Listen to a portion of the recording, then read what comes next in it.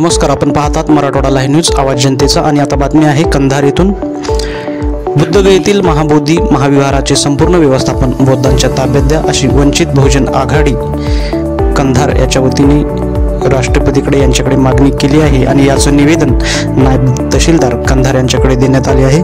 पाहूया यावेळीचे काही क्षणचित्र। जय भीम।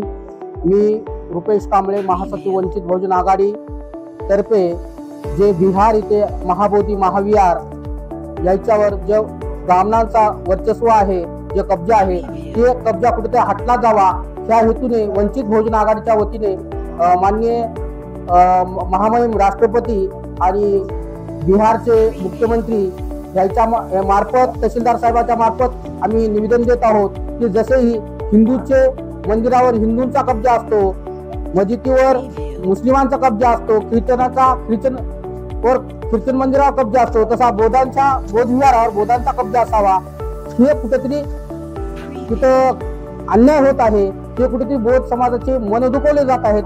ते भारत सरकारने आणि तिथल्या गयातील बिहारमधील मुख्यमंत्री साहेबांनी तिथल्या जे बौद्ध भिक्खू आणि बौद्ध उपासक शांततेने आंदोलन करत असताना त्याच्यावर अन्याय करण्याचं पोलीस प्रशासन करत आहे, ते कुठे थांबलं पाहिजे। त्या हेतूने आम्ही आमच्या कंधार वती वंचित बहुजन आघाडीच्या टीमच्या वतीनं प्रशासनाला आम्ही निवेदन देऊन तिथलं शांततेचं वातावरण व्हावं आणि बौद्धांच्या हातात बोधगया महाबोधी विहार ताब्यात द्यावं ही विनंती करण्यासाठी आम्ही इथं जमलो आहोत। यानंतर आपली भूमिका काय राहणार? यानंतर जर आमच्या मागण्या जर शांततेचं पूर्ण करत नसेल तर आम्ही देशभर जन आंदोलन करण्याच्या तयारीत आहोत वंचित बहुजन आघाडीच्या वतीने।